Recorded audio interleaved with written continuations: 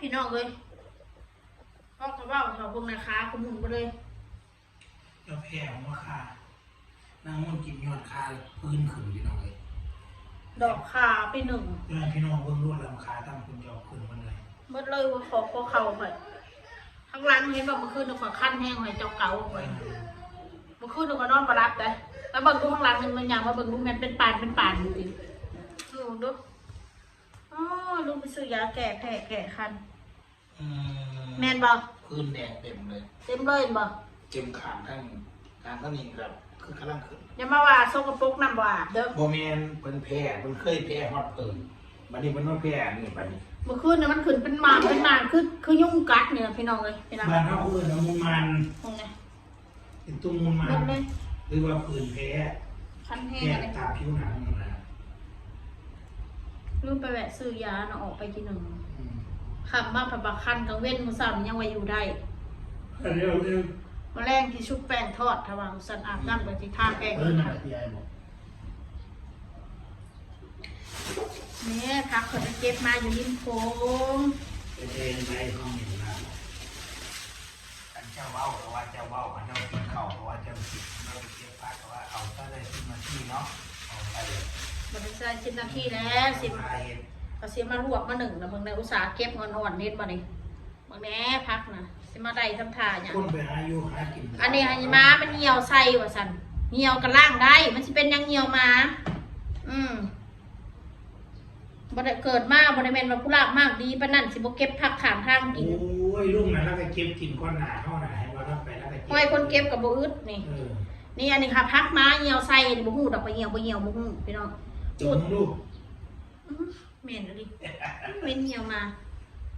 เฮ็ดคิดกินข้าวเหม็นแต่ว่ามันคิดไม่เหมือนเดิมแต่ก็เราเอาแต่ว่าเราเก็บผักกับการก็สิลวกแล้วก็สินึ่งดีก็ได้10 นาทีนะก็ได้นี่อันนี้ม้าเขาคือสิบเหี่ยวใช่ไหมมันเป็นต้นนั่นนี่เนาะยอดกระถินอันนี้ค่ะเหี่ยวใส่นกบอกนกก็บินเหี่ยวใส่อันนี้ยอดประกอบเขาอยู่เป็นต้นพี่น้องก้อยกุ้งเอากุ้งออกมาแล้วค่ะสิเห็นกับเขาได้จากไหนมันเป็นผู้ละมากดีดอกเหี่ยวก็เหี่ยวแล้วพี่น้องจะว่าจะมาแม่กลางคืนมาคนเปิดก้นเหี่ยวใส่แถวนั้นก็กินได้คือเก่าบ้านคอยตะกี้นะมันสิบอกให้ฟังสมัยปลูกผักตะกี้เขาเอาเหี่ยวหันทดผักยามมื้อเช้ามาเป็นปุ๋ยชั้นดี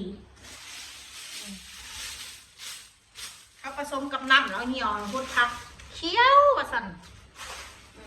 บ้านคอยเมื่อนี่ก็งูน้ำสีน้ำเหี่ยวน้ำยังแต่คนแห้งงามน้ำสักผาล่างข่อยล่างแพรโอ้ยต้นโบราณน้องตะกี้มันหาสูตรต้องเป็นแบบถ้าเขาเห็ดคลิปมาเหมาะแม่ก็ว่าเสียเฮาถ้าเขาเห็ดคลิปตอบโต้เพราะว่าเขาตอบโต้ว่าเขาเห็ดคลิปกับเก็บพอดันได้10 นาทีเอาเห็ดคลิปบ่ฮอด10 นาทีมันได้สิได้พี่น้องยังขี้ได้ยังขันต่ำเห็ดมันได้10 นาที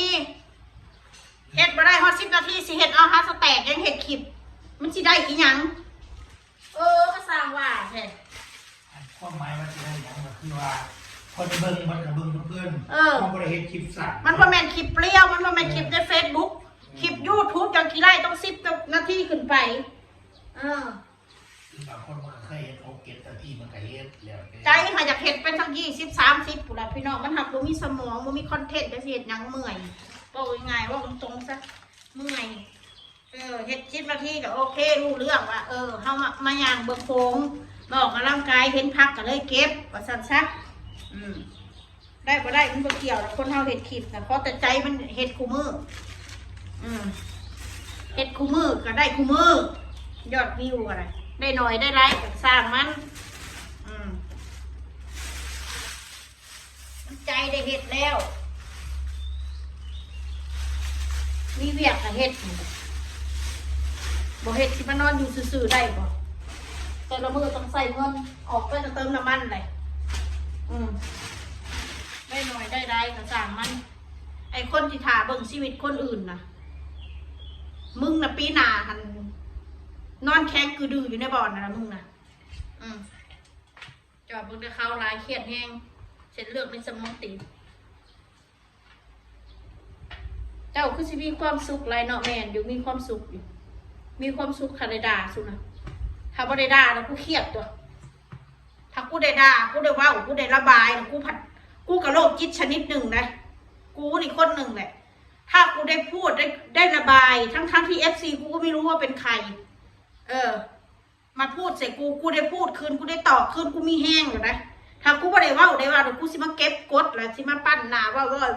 หวานมวนๆนะกูเห็ดบ่ได้ได้แบบนั้นฮะมันอันใจตัวพี่น้องกูเป็นนั่นเลยกูเห็ดบ่ได้อันมึงที่มาคอมเมนต์สั่งกูนะกูก็สั่งมึงคือกันสั่งสันดานมึงถ้าเราสิว่าสั่งหนังหนามึงบ่แม่นกูเคยเห็นหนังหนากูสั่งสันดานมึงที่มึงค้นหาความคิดต่ำๆนะคะคอมเมนต์จากคนอื่นนะเข้าใจนะกูกับบ่มักคือมึงบ่มักกูค่ะแหละแต่กูคนเดี๋ยวกูถ้ากูบ่มักนะคือกูบล็อกคือมึงใส่หัวนี้ซะมึงไม่ต้องเข้ามากูเป็นนั้นบ่แม่นมึงได้บ่มักนะเขามาตามดาวีเขาอันยามาเว้ามาดูความพินาศมึงมาดูความชิบหายวายวอดมึงนะโอ้ยยังมีเขากินอยู่เขาก็เต็มติ๊บพยาเป็นเอามาเบิ่งลูกหาติ๊บเขานะเนี่ยเขาก็เต็มติ๊บนี่มึงนั่นนี่หนึ่งแต่เศร้าจนค่ำมึงยังบ่เบิดมึงพัวเมียกินเขานะเบิ่งพี่น้องเบิ่งแน่นี่เต็มติ๊บนมก็ได้กินนมลูกกูนี่ได้กินนมกูก่อนนี่นมเลยก็ยังได้กินในกล่องละ10 กว่าบาทนี่พี่น้องนี่น้ำมันก็ได้กินด้วยน้ำเนี่ยนี่ยี่ห้อยังดีอีกนี่บริโภคโฆษณาเด้อนี่ลูกกูกินนี่ว่าซักนี่น้ำกาแฟก็ได้กินคู่มือก็ได้หิวนี่ขนมก็มีกินนี่พี่น้องต้องถามเบิ่งดักชีวิตคนเฮามีอย่างไร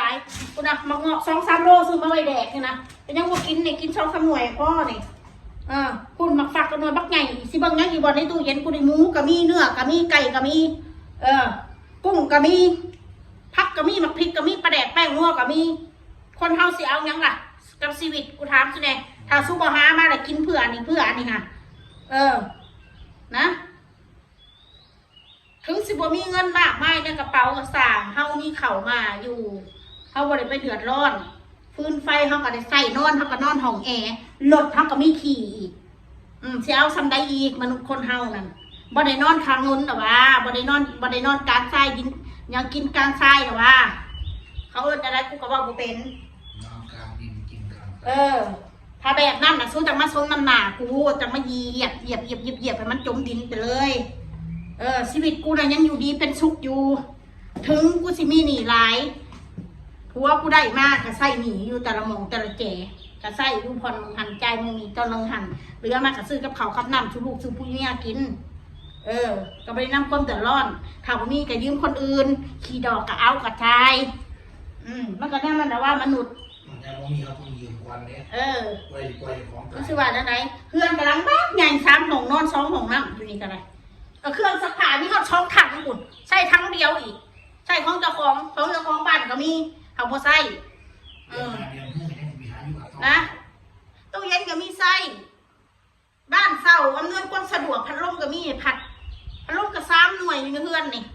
อันใดคะที่ว่าขาดแคลนอันใดคะที่ว่าดูแล้วตกต่ำอันไหนคะรถตู้ก็คันละเป็นล้านโก้คือห่านนี่เวลาขี่ออกไปข้างนอกมีแต่คนกราบคนไหว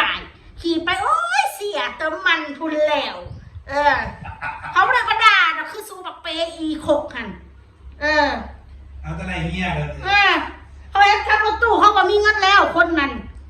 ดูภายนอกนั่นในกระเป๋าเขาไม่รู้ดอกว่ามีบ่มีนั่นจริงในกระเป๋าไม่มีหรอกก็ไว้ก่อนแว่นตาก็ใส่เล่แบนพูนราคาเป็น10,000พูนสิเอาก็จำได้อีกคนเฮาน่ะนี่คือความจริงไม่ได้ไปแข่งกับคนรวยนะแข่งกับตัวเองแข่งในการใช้ชีวิตตัวเองก็เหมือนเราเราเข้าใจป่ะเราขี่รถกระบะเปรียบเทียบน้องมานานก็ใส่เสื้อผ้าดีๆทั้งนั้นมือ2แม่ยังแทบบริสุทธิ์ให้ใส่ถ้าแม่นี่ยังว่าซื้อเสื้อมือ2ใส่ตัวละ20 บาท30 บาทถ้าเห็นแม่ซื้อใส่ลูกนี่ไม่ได้ใส่เลยมานานนี่เขาว่ากูเลี้ยงลูกบดีหะนะเสื้อผ้าราคา400-500ราคาเป็นพันกูมีเงินกูซื้อให้ลูกกูเกิบลูกกูเปลี่ยนครูใส่กูละ600-700คนเท่าไหร่จะเอาสำใดอีกคนบ้านๆค่ะก็บ่ต้องไปแข่งกับคนที่เขามีเงินที่เขาใส่เล่แบรนด์นั่นอย่าไปแข่งพวกที่เขาใส่เล่แบรนด์น่ะที่เขาใส่อันแบรนด์เนมเนาะเขาแบรนด์เนมเนาะของยี่ห้อเนาะอันนี้เราต้องสั้นค่ะเอาขี้กับว่าเอาขี้เปรียบเทียบใส่กับเจ้าขี้เรื่องหมูแม่น ถ้าเขาขี่รถตู้ราคาล้านก็จะไปเปรียบเทียบคันละ20 ล้านอย่าไปเปรียบเทียบอันนั้นนะคือคนเขารวยจริงๆอันนั้นคือพวกมึงอยากเอาชนะพวกกูอยากเอาชนะกันนะกูน่ะมันเขาเอิ้นคนพออยากพอกินถ้าสิเว้าคนจนคนตกอัพคนถูกมันกับโบแมนกูบ่เว้าได้ว่ากูถูกกูตกอัพเดี๋ยวมันสิเป็นคือปากกูมีเงินกูก็มีแต่กูมีบ่หลายคนด้วยคนขี้เล่มบูเข้าใจบ่นะกูเว้าความจริงเอาอีขี้โม่อีขี้คุยเว้าใหญ่คือกูเว้าเมื่อนั้นเงินกูมีคือกูเว้าสมัยตะกี้กูอยู่บ่อกุ้งนะกูมีเงินกูอยู่บ่อกุ้งยอมรับว่ากูมีเงินท่องเขาได้บาทกูก็ได้ใส่10 บาท20 บาทเกิดมาบ่เคยได้ใส่30-40 บาทก็ได้ใส่แต่ว่าสมัยนั้นท่องมันถ้าได้18,000 19,000 25,000สูงสุดกูซื้อตอนน่ะแล้วสมัยนี้โหยบาทละ50,000ถ้าผู้ใดมีบาทหนึ่งก็ดีแล้ว10,000นี่2 บาทก็แสนแหละพี่น้องเอ้ยจะเอาซ้ำใดอีกกูก็ซ้ำนี่แหละครอบครัวกูเล็กๆกูไม่ได้มีพ่อมีแม่มาซัพพอร์ตน่ะกูซัพพอร์ตตัวเองผัวกูซัพพอร์ตกูซัพพอร์ตตัวเองผัวเมียช่วยเหลือซึ่งกันและกันบ่แม่นว่าอันดินเล่นปวดหัวหาเงินอันพันรถตู้ให้บักแมงดานู่นนี่นั่นแมงดากับผัวกูรถตู้กูก็ขี่ม้าแบบมึงหรือบ่ได้ขี่คือกูซ้ำคนเหมือนกูก็ขายเอาเงินบ่ขายกูก็รีไฟแนนซ์ใหม่ถ้ากูจะได้เงินมาใส่มันสิเป็นอย่างแม่นบาราพออย่างถูกต้อง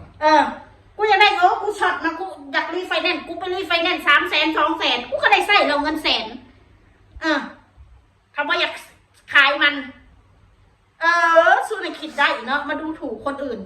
กูกินพักเหี่ยวม้านี่กูกินได้กูเป็นผู้รักมากดีรีไฟเนี่ยถ้าเกิดเราควันไป70% 80%มันก็เห็นได้แล้วแล้วพี่น้องขี้คาดว่าน้ำหมาไปหาลวกพักเหี่ยวม้าก่อนด้วยจ้าไปแล้วพี่น้องสวัสดีค่ะ